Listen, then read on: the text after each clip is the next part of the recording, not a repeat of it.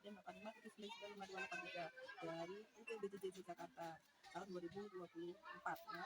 Di sini saya akan menjelaskan tentang kekerasan yang dialami oleh anak, yaitu kekerasan fisik. Rasakan oleh anak itu mungkin kekerasan fisik apa yang menyebabkan sakit atau rasa sakit kepada anak dan bisa terjadi luka yang berat yang dialami oleh anak ya. Di sini ada dua penggolongan, luka dan standar bahaya ya. Standar luka ini dapat kita lihat dengan cara memerhatikan luka yang dirasakan oleh anak selama 48 jam.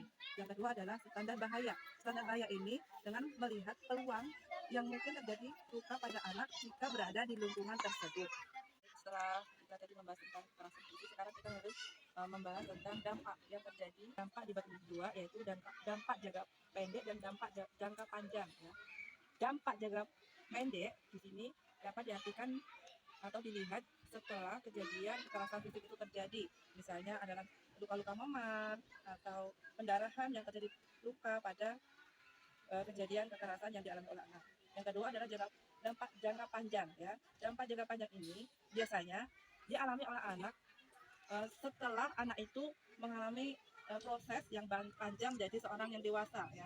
Di mana biasanya dipengaruhi oleh kekerasan fisik ini berpengaruh pada perkembangan anak ya. Perkembangan anak baik secara emosional, dia akan menjadi anak yang suka pemarah ketika dewasa nanti, atau menjadi anak yang pertumbuhannya kurang seperti layaknya anak-anak yang lain, seperti dia perkembangan tubuhnya berkurang karena nafsu makan atau minumnya berkurang karena kekerasan fisik yang pernah dialaminya.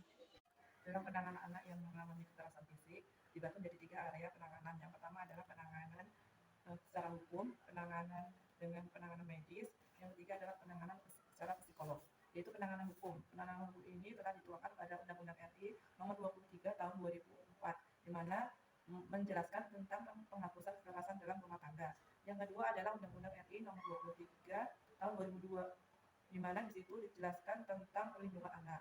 Yang ketiga adalah URI nomor 11 tahun 2012, di mana telah mengatur tentang sistem peradilan pidana anak. Yang keempat adalah URI nomor 13 tahun 2006 tentang perlindungan saksi dan korban. Yang kedua adalah penanganan medis. Penanganan medis ini dengan cara membawa anak untuk berobat ke dokter agar mendapatkan penanganan medis yang tepat. Misalnya anak yang terkena pukulan atau sebuah cubitan, misalnya terus terjadi memar terhadap anak tersebut, jika dibawa ke dokter dalam penanganan yang benar, jadi tidak menambah sakit yang diderita oleh anak. Yang ketiga adalah penanganan psikolog, ya, psikologis. Ya. Penanganan psikologis ini yang pertama adalah menjauhkan anak dari tempat terjadinya kekerasan. Misalnya terjadi kekerasan tersebut berada di rumah, misalnya rumah anak tersebut.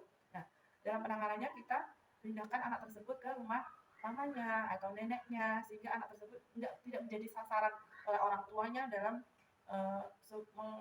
menyelesaikan sebuah masalah atau menyelesaikan sebuah emosi yang memang dikenakan oleh anak. Yang kedua adalah memberikan rasa aman. Cara memberikan rasa aman ini yaitu bagaimana caranya kita itu memberi keyakinan, memotivasi anak tersebut merasa aman kepada orang-orang yang ada di sekitarnya. Misalnya anak tersebut sekolah, nah sekolah tersebut kan anak mendapat perlindungan, pengawasan dari orang-orang yang mencintainya sehingga anak tersebut tidak mendapatkan kekerasan secara fisik. Yang ketiga adalah membiarkan anak bersosialisasi. Misalnya anak tersebut sakit karena mendapat kekerasan fisik, tetap harus mendapatkan sosial, secara sosial gitu, berteman dengan temannya, tetap harus bermain, tidak menjauhkan anak tersebut dengan memindahkan anak, nggak boleh, misalnya nggak boleh main, nah karena baru sakit, nah tetap meskipun begitu kita harus memberikan lingkungan yang baik kepada anak. Yang berikutnya adalah mengalihkan anak dengan kegiatan yang positif, sehingga anak tersebut tidak sebentar-bentar memikirkan rasa sakitnya, ya, yaitu misalnya kita memberikan kegiatan ekstrakurikuler, misalnya bernyanyi, menari, sehingga anak tersebut tidak trauma terhadap kejadian yang pernah ia alami. Langkah berikutnya adalah meminta bantuan psikolog untuk psikoterapi. Hal tersebut adalah langkah yang terakhir, langkah yang diberikan kepada anak sehingga anak tidak menjadi anak yang trauma, anak yang nggak mau mengembangkan dirinya untuk harus tetap berkembang menjadi orang dewasa yang mampu berpikir positif dan menjadi warga negara Indonesia yang baik. Demikian dari saya. Wassalamualaikum warahmatullahi wabarakatuh.